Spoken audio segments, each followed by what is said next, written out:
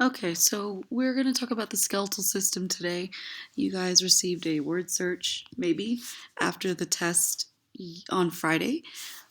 So I'd like to say welcome back to the week of November 13th.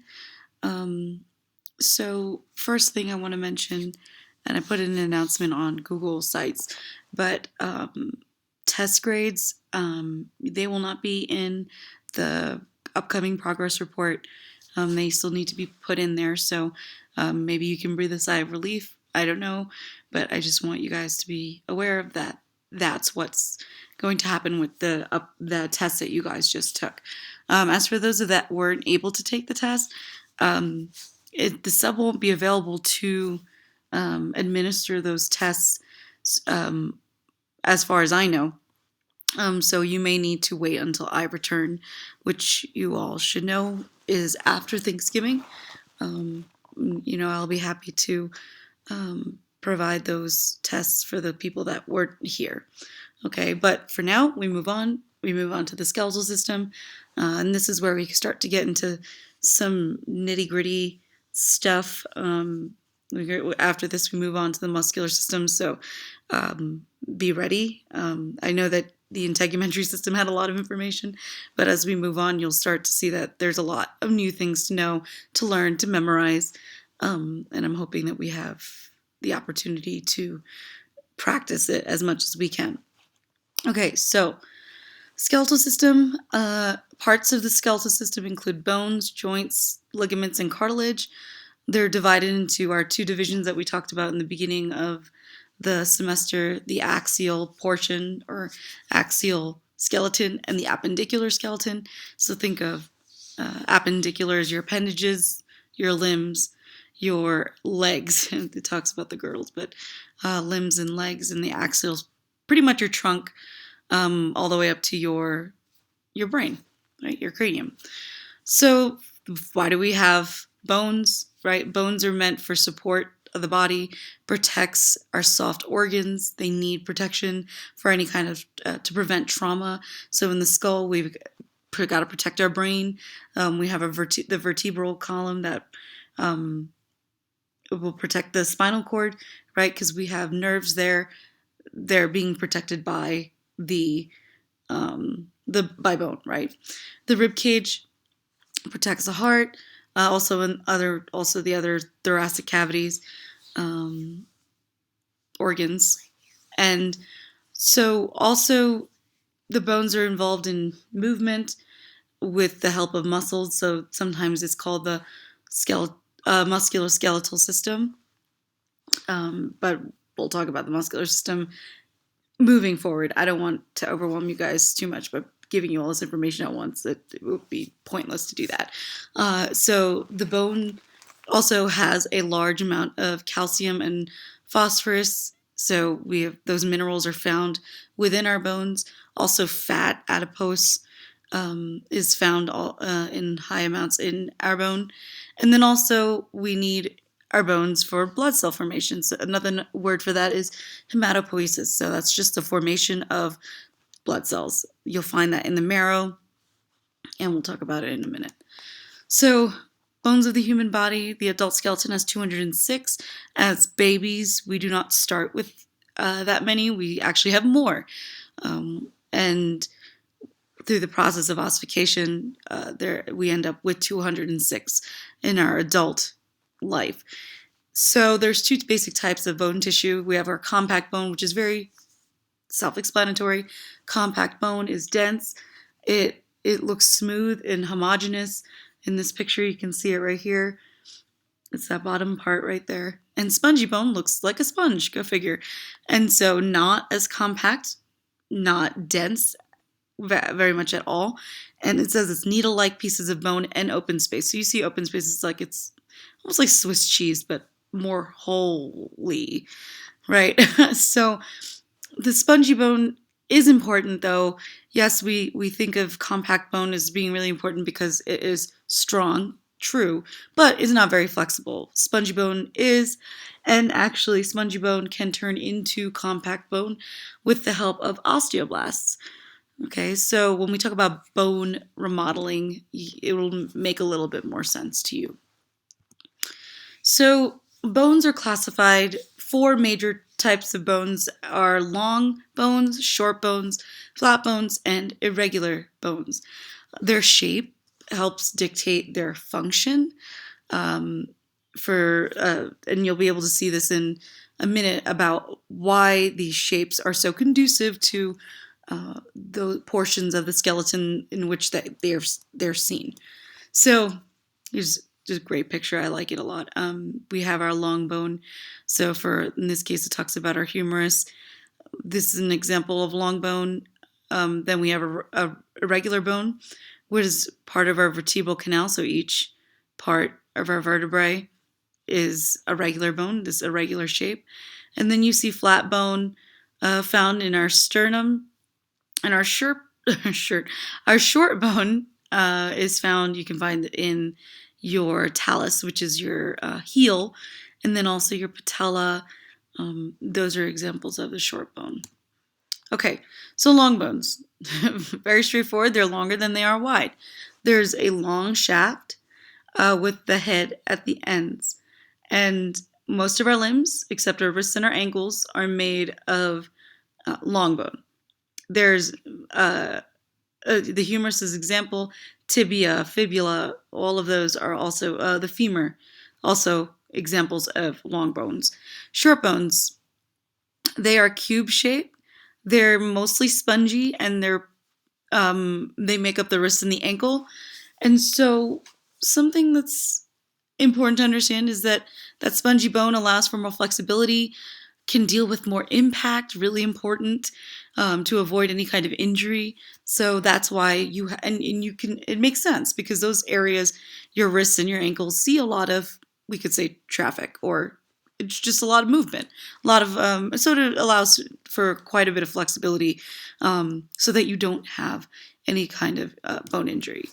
Flat bones, they are thin, they're flat, they're usually curved. The sternum is a great example.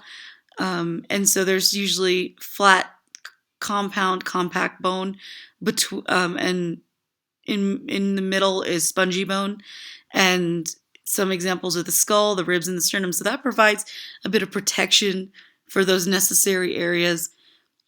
We got those organs that they need to protect, so it can absorb some kind of impact, right? Even if you fall and hit your head, hopefully no concussion, but your brain is not your brain, but your skull is mostly designed to be able to withstand a mild, we could say mild trauma to it.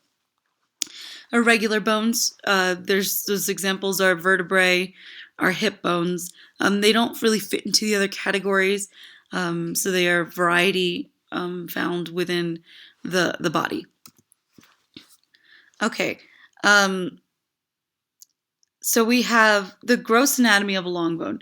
So when we talk about the long bone, there are two major parts to it. The diaphysis, which is this shaft of the bone, so it takes up it's most of the bone. It's all compact, and then there's a connective tissue on the outside, and you can see it right there, kind of being peeled away, called periosteum. Okay. So that's a connective tissue. Hopefully you remember connective tissue is involved in providing blood or nutrients. We could say nutrients would be the best way to describe. And we have our epiphysis found at the end of the bone. So you could say epi is on top of, but don't get it confused. You see here it talks about you could think of it, if you were to flip this over too, that it would be on top of the bone, right? It's the outer external edge of the bone. And I'm sorry, I was pointing to the articular cartilage, but I'm really trying to point to the epiphysis, which is this whole area, and the epiphysis in this area as well.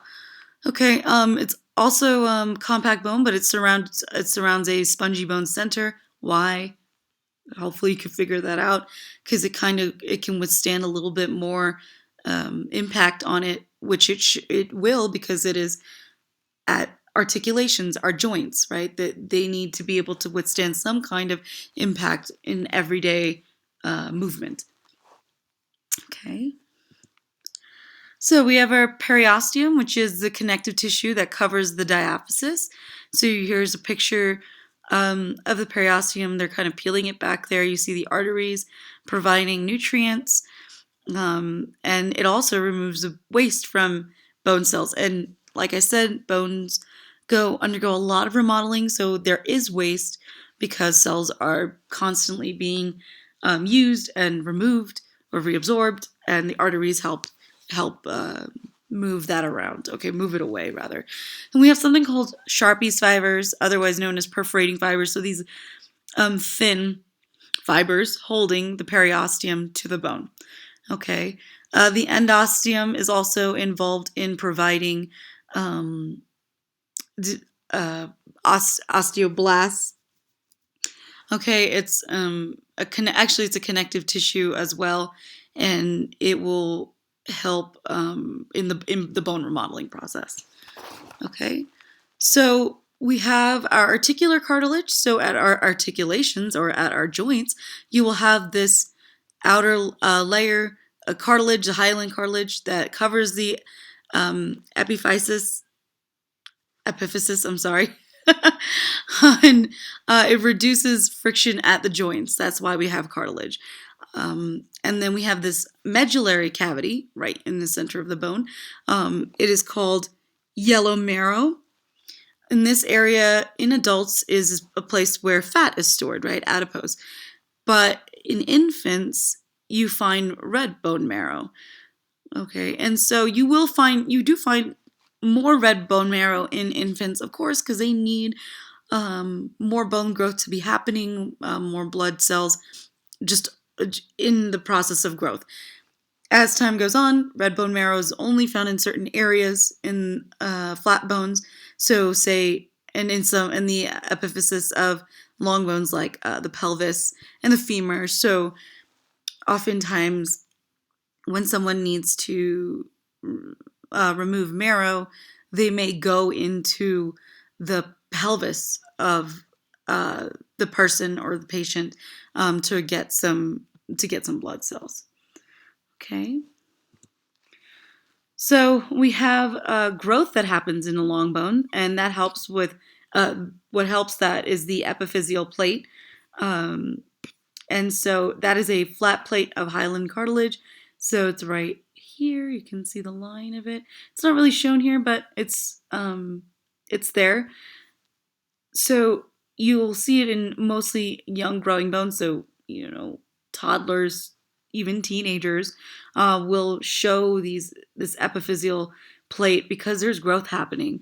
And so as time goes on in adults, it just starts to turn into a line. It's just a remnant of the epiphyseal plate, right? Because it's not growing anymore after growth stops, after you've had all your growth spurts. It just becomes a line, almost an indicator of where growth occurred. Now, in say the skull of a baby versus the skull of an adult, you will find that there is a lot of epiphyseal plates happening, and there's not as many lines, of course, because growth has to happen. Brain's got to grow, skull's got to grow, and probably around would say mid to late 20s is where you can guarantee there's going to be growth stopping. Okay, so in embryos, skeleton is mostly hyaline cartilage. In a fetus, the cartilage is covered over with bone, and the cartilage is then digested, which forms the medullary cavity, which you saw. You could always go back and look at that picture. And so, as humans develop from baby to, let's say, 20, the cartilage is replaced by bone, which is a process of ossification. That is what that means, okay? And so you will find cartilage in some areas, right? You'll find cartilage in the bridge of your nose. So your nose is, even though it seems hard, it's cartilage. Parts of your ribs have cartilage, and you'll find obviously that articular cartilage in your joints. So this is what long bone formation and growth is, or how it occurs. And so you see in an embryo where the bone starts to replace cartilage occurring in the fetus. Mostly the embryo starts out as hyaline cartilage, right? And as bones grow, you end up getting more you get more nutrients being sent from the blood vessels, and then you end up having bone length increasing as time goes on from a fetus to a child, basically. And here you see the epiphyseal plate forming very prominent here versus here, but you can see maybe the beginnings of the outline of the epiphyseal plate. It is way more pronounced when a child is born, okay? So, this is the process of ossification. Epiphyseal plates will allow for growth of long bone during childhood. And so, even though new cartilage is growing, older cartilage is becoming ossified, and that's when we have bone replacing the cartilage, right? The cartilage gets broken down. I have a nice little video that you guys will get to see in a second that shows how this works. And over time, bones are remodeled and lengthened until the growth stops. The message comes from the body saying, "Okay, we're done. Growth spurt's over," right? And over time, though, bones can change shape, but bones can also grow in width after growth occurs in length. Okay, so just understand remodeling is happening throughout our lives. It's just the growth occurs only for a certain period of time. So here's a picture, not this YouTube video, but I know you'll see a video in a second that shows long bone formation. And so you can see, you in this picture, you can see the cartilage right here, right? Forming, and then it's being replaced by bone, right? And then these pictures kind of just, I don't really care for these pictures too much. They tend to be a little bit confusing, I would say. I'm sure some of you guys can agree with that. But it's important to understand that growth and remodeling is a little bit different in certain ways, because remodeling can happen well after the growth of the bone stop. Okay. So before we get to that video, we'll get to it in a minute. There's something we have to mention about bone markings. In the textbook, there's a large list of bone markings, surface features of bones that you should know. These are all different places that you can find attachments for muscles, tendons, and ligaments. And then also you can find those surface features can allow for passage of nerve and blood vessels. So we have categories of bone markings, pretty simplified here, right? That we have projections or depressions. Another word for projections are processes, and what happens in a projection or a process is that there'll be a growth out from the bone surface. And really simplifying it says terms often begin with the letter T. Not all of them. There's a crest, which doesn't, but that is a type of projection. We have the tubercle or tuberosity. Yes, those are terms that start with a T. But those are not the only ones, okay? So you should really consult the textbook to help you kind of go through those bone markings, those projections. And then with depression, more accurate, but still missing some terms. Depressions or cavities are indentations within the bone. So a fissure, you may have heard, or a foramen. Those are foramen is just, it's a round opening. That's how it's described in a bone. And a fissure would be a narrow, usually thin opening. So again, check the textbook. You'll find the list of categories of bone markings. It is important to know because it's where we're seeing all the parts of the muscular system get involved. And also, it's, as we said, nerves and blood vessels that get involved. Okay, so I'm sorry. Microscopic anatomy of bone. So we have this broken down bone, right? It's just showing here a piece of the little chunk of the long bone, and how actually it seems quite complicated, but it is just a really nice system. We have it's called the Haversian system, but also another word I like to use, the osteon. It's basically the functional unit of bone. That's what the osteon is. In an osteon, they're able to take a chunk out, and you can see you could break it down even further into how the osteon works, basically. Okay, osteocytes, those are bone cells. Okay, we have our lacuna, and we'll talk about this in a second. Our canaliculi, we'll talk about, or they say canaliculus, which I assume is just one. And this is allowing for passage of vessels, basically, you could see, and that happening right there.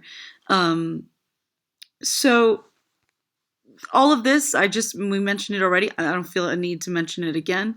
But you can see this nice network of canals and vessels moving through, and you can see how and why we're able to get so much nutrients sent for the bone. Okay, so here we go. An osteocyte. They're mature bone cells found in the lacunae. And then we have our osteon, which is our functional unit of bone.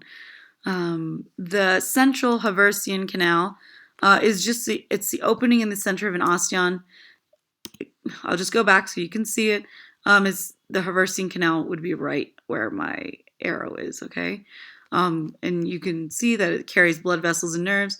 And then we have our perforating canal, or Volkmann's canal, and that is perpendicular to the central canal.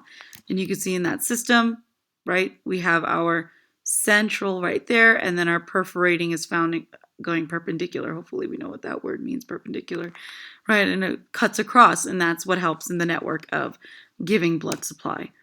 Okay, so there we have our lacunae. It's our cavity that it contains our osteocytes. So our lacunae would be considered this area, right? This whole area where the osteocytes reside.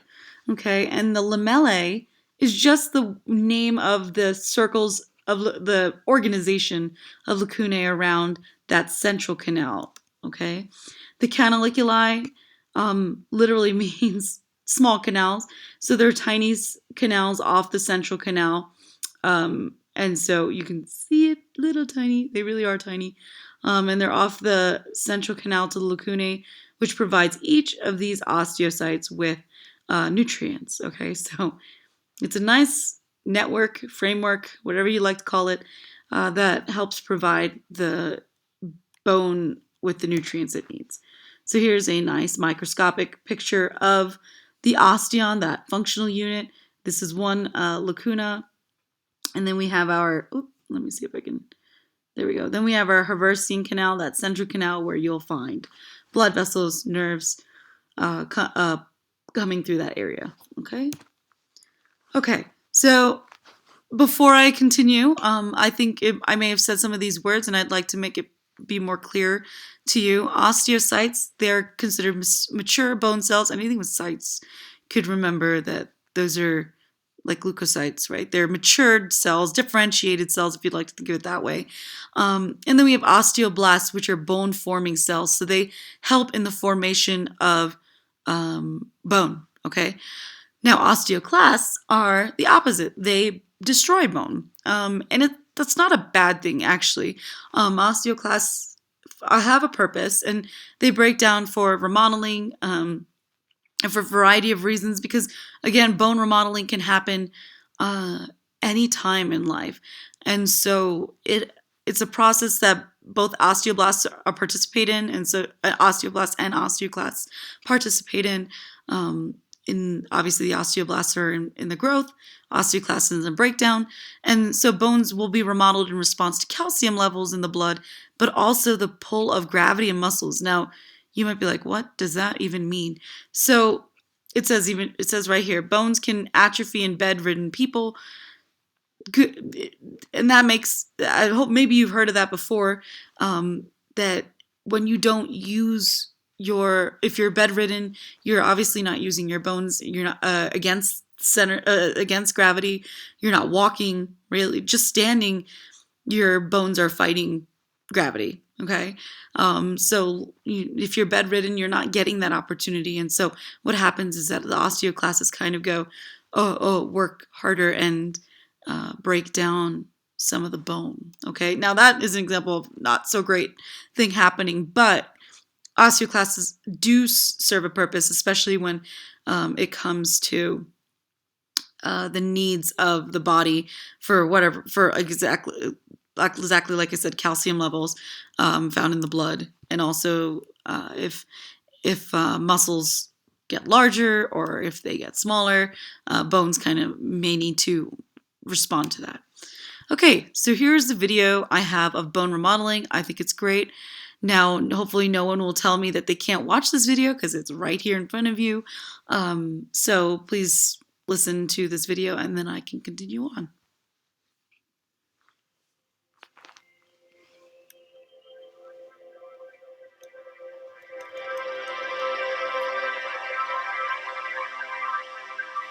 The skeleton changes across the human lifespan. This is characterized predominantly by bone formation and growth throughout childhood, followed by a gradual loss of bone density that begins in early adulthood that can accelerate significantly in older adults.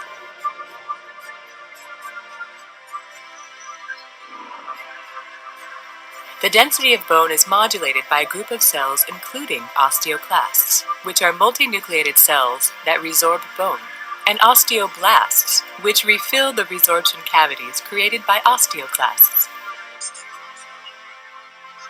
Osteoclasts anchor themselves to the surface of bone. This creates a microenvironment underneath the cell, which is referred to as the sealed zone. Within this zone, the osteoclasts create an acidic environment that dissolves the bone's mineral content. Once the mineral content of the bone has been dissolved, enzymes released from osteoclasts remove the remaining collagenous bone matrix to complete the process of resorption. Following resorption, osteoblasts move into the resorption space and start to produce and deposit organic matrix called osteoid. Osteoid, a substance made predominantly of collagen, forms a scaffold in which minerals including calcium and phosphate begin to crystallize. Some active osteoblasts become trapped within the matrix they secrete and thereby become osteocytes. Other osteoblasts will undergo apoptosis or will revert back to lining cells which cover the surface of bone. This cycle of bone resorption and formation is referred to as remodeling. There is also a process where bone formation by osteoblasts occur without prior bone resorption by osteoclasts. This results in an increase in bone mass and is referred to as bone modeling. Bone modeling promotes the growth of bones and is important for maintaining bone strength. Remodeling also plays an important role during bone growth by optimizing the growing structure.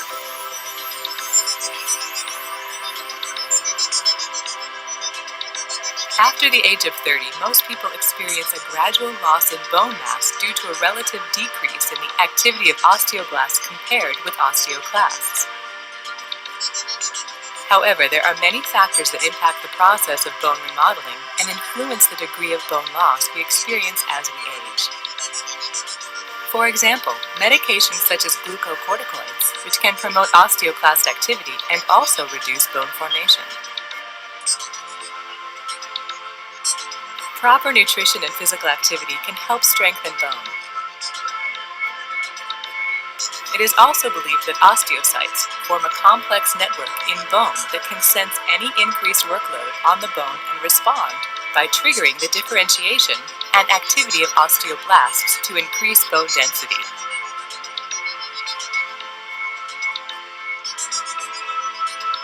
Conversely, when bone experiences reduced loading conditions, such as during long-term bed rest, resorption and remodeling increase to eliminate underloaded bone.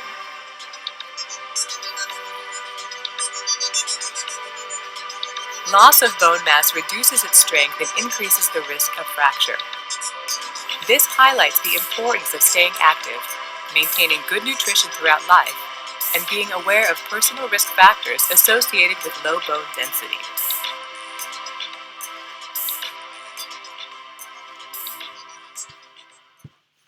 All right.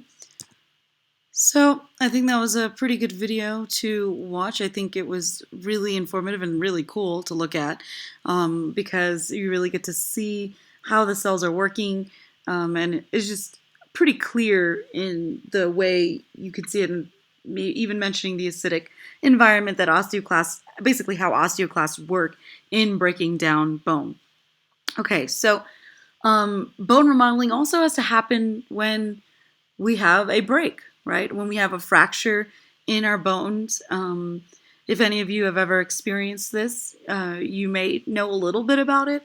And so we have different types of fractures. They can actually follow multiple categories, and I'll explain them all to you. But I just want to make a point that bone remodeling occurs in these fractures, and that's why we're able to we're able to still function even after we've sustained a break. Even with breaks that are, you could say, there's a little bit of more, may seem a little more severe. The bone will heal on its own, but it won't necessarily be the optimal direction and it needs to be. So that's kind of why because you may wonder, okay, well, if I broke my bone, then it should be fine and I'll be okay. No, you really should still see a doctor, and then the reason being that even though your body may, it may heal, it may not heal correctly. So that's why you want to see a doctor if you are, fractured or think you have fractured a bone. Okay, so we have our closed versus open. I think this is the most straightforward ones. So a closed fracture is basically where the skin, outlying skin, remains intact. So that this color right here is supposed to be considered the skin. So in this case, you see a closed fracture. In an open fracture, not so much. It's usually a little bit more gruesome looking if you were to see it in the hospital. And so it's open. It is basically the broken bone tears through the skin. Not a safe place to be if that is to happen. You have a high risk of infection if you were to have an open fracture. It's a pretty big trauma that happens. And then we can move, and like I said, even one of these can be attributed to the rest of these, right? You could have a closed impacted fracture, right? So I just want that to be clear. Now the rest of these are pretty unique in their own way. So a transverse, very straightforward. It's basically occurring right across the long axis of the bone, right straight across. That's why we call it transverse, all the way across. And that's just the type of fracture that is. Then we have a spiral fracture where the bone segments are actually pulled apart due to a twisting motion. Okay, so you can kind of see it's not one thing's for sure. You can see that it's not all the way across. You can see that it's kind of twisted off of itself, and that can happen for a variety of reasons, which I will not go into. All of these can have their own situations, and also think about the fact that we just watched that video that talks about how bone loses it. You can lose density in bone that could lead to these kinds of fractures. Okay. All right. So I can never say this. Comminuted. So those are basically small little breaks that just you see. Well, there's small little breaks into fragments between the two larger segments. So that's comminuted. I said it right that time. And so that word basically just means you can see the word minute, which means small. And that's basically what we're seeing here, small pieces in between two larger segments. Then we have impacted bone fracture. An impacted fracture is usually the result of one piece of the bone being driven into another, right? So it's basically being compressed against each other. So you can see they're showing it as being pushed up into the bone, into the other piece of the bone, and so we get that impacted fracture. Then we have a green stick fracture, which is actually just a partial fracture. And so that's just like one small side of the bone is broken. Then we have an oblique fracture, which is basically a little bit different than the transverse because you have it not occurring at a 90-degree angle. Okay, so that's an oblique fracture. Okay, so last slide, I believe, is bone repair. So when we do sustain a fracture, this is the natural way that it occurs, okay? So you'll see that within 48 hours, we'll have chondrocytes from the endosteum. Remember, that's that connective tissue. They will create this, this is after 48 hours. They'll create the internal callus. So let me just step back. I'm moving too fast. So a hematoma forms first. That's basically the part of the inflammatory response. A hematoma is basically blood collecting in an area. And so what happens is clotting occurs. And in that clotting, there's no blood flow happening. But there is something else happening because new blood vessels need to form when you've lost connection between the two. And so with the help of the internal and external callus, we start to get that new bone formation. But first thing to explain is that you get in the endosteum, which is pretty much the inner ends of the inside of the cell. Inside of the bone. I'm sorry. You get this basically fibrocartilaginous matrix. It's just these fibers. It's cartilage, right? And so each end starts to help connect it, and then we have osteoblasts and chondrocytes forming the external callus outside the bone, okay? And it kind of just like cushions it, if you want to think of it that way. Like, it helps it keep it together, and to help stabilize the fracture. It's an amazing thing how it actually works. And then as time goes on, you'll see osteoclasts kind of coming in. They'll break down that dead bone, and this is over the next few weeks. You'll start to see spongy bone growing, and then kind of just connecting between the two broken pieces.